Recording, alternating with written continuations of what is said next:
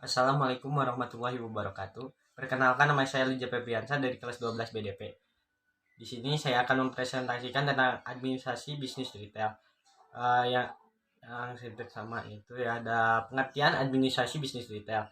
Eh, Administrasi bisnis retail adalah sebuah teknik, sebuah bentuk usaha dan aktivitas yang berhubungan dengan pengaturan kebijakan eh, eh, berhubungan dengan pengaturan kebijakan agar dapat mencapai tujuan atau target.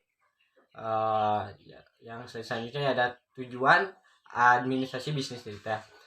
Satu yaitu agar perusahaan dapat memantau aktivitas administrasi.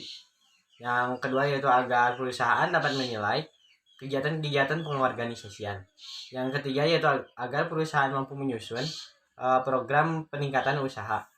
Yang keempat, agar perusahaan dapat mengamankan kegiatan usaha dan organisasi perusahaan. Yang selanjutnya itu ada unsur administrasi. Unsur administrasi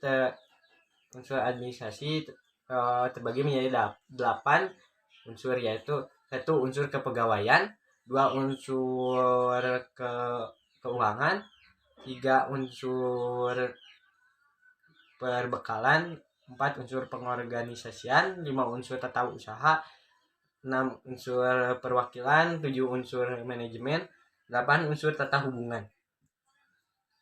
Selanjutnya yaitu ada manfaat administrasi bisnis retail. 1. Resiko kehilangan barang dapat diperkecil karena setiap transaksi dapat dibukukan dengan rapi. Yang kedua yaitu perusahaan dapat dengan mudah menghubungi pihak-pihak lain, baik itu konsumen maupun supplier. Yang ketiga yaitu pemilik perusahaan dapat dengan mudah mengikuti perkembangan perusahaannya karena melalui hasil laporan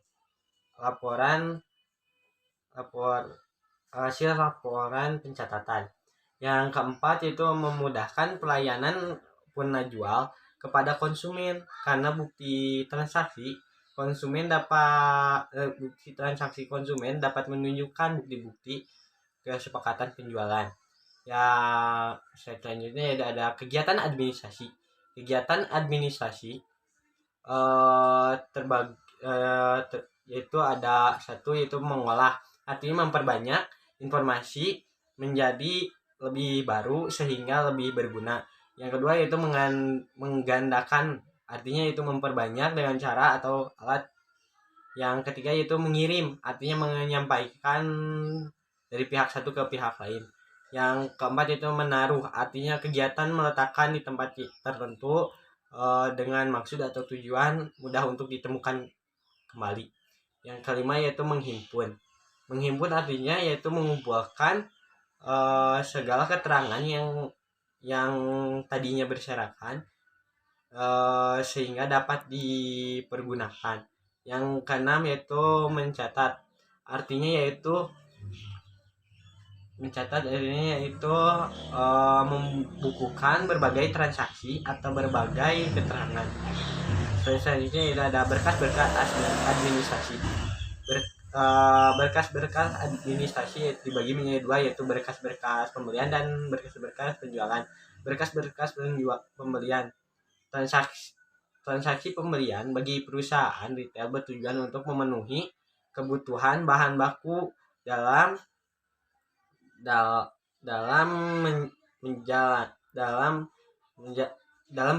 beroperasi, menghasilkan produk untuk memenuhi stok barang yang ada di gudang. Yang berkas-berkas administrasi berkas-berkas pembelian, contoh berkas-berkas pembelian yaitu satu, surat pesanan. Surat pesanan bertujuan sebagai penjamin keabsahan pesanan sekaligus meyakinkan supplier. Yang kedua yaitu ada kartu persediaan barang yang telah masuk atau berada di gudang akan dicatat pada kartu persediaan tersebut secara manual maupun menggunakan komputer. Hal-hal yang hal penting yang harus diperhatikan yaitu nama barang, kode barang, jumlah masuk dan keluar barang. Yang ketiga yaitu ada bukti permintaan dari gudang, yaitu yang berbentuk formulir. Untuk permintaan dari gudang akan berhubungan dengan jenis barang dan spesifikasi barang.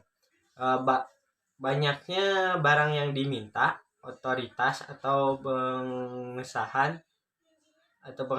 dari kepala bagian gudang serta tanggal permintaan. Yang kedua yaitu berkas-berkas penjualan. Berkas-berkas penjualan contohnya yaitu kwitansi, yaitu lembaran tertulis sebagai bukti penerimaan uang yang ditandatangani oleh penerima uang. Yang kedua yaitu nota.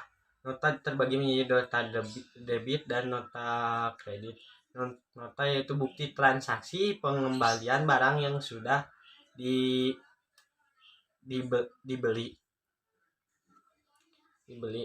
Yang ketiga yaitu faktur, yaitu lembaran sebagai bukti penjualan secara kredit. Biasanya dibagi menjadi 3 rangkap, yaitu untuk pembeli, untuk penjual, dan untuk arsip faktur tersebut. Sekian dari saya, mohon maaf ya banyak kesalahan. Wassalamualaikum warahmatullahi wabarakatuh.